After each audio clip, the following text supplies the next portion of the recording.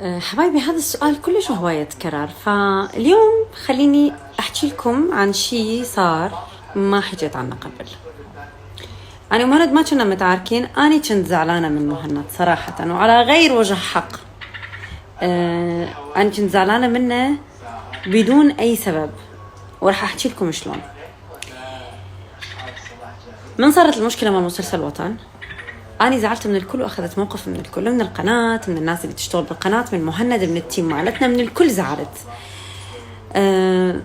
وكانت زعلتي يعني تدرون شنو قاسية، زعلت من كل قلبي.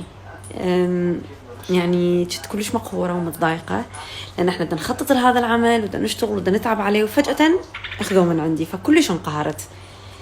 زعلت على مهند بدون سبب. مهند ما إله أي ذنب، يعني خطية، هو حارب حتى يحل هاي المشكلة وما قدر.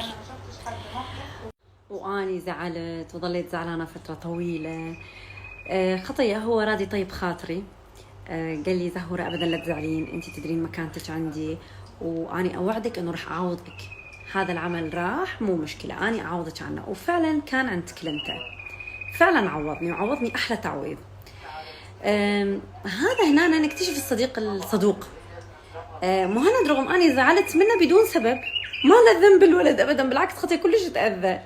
يعني كلكم شفتوا اللي صار بمسلسل وطن وشلون تعبوا بيه خطية وصارت هواي مشاكل وفوق هذا كله كنت أني همينة زعلانة ومع ذلك تحمل زعلي وما كسر بخاطري وما أخذ موقف مني، بالعكس. قال لي أنا فاهمك، أنا عارف إنه أنت متضايقة، بالنهاية أنت ممثلة وهذا موسم رمضان، هذا شغلك، هذا وقتك، أنا فاهم، بس أنا أوعدك إنه رح أعوضك. وفعلا كان عند كلمته وعوضني.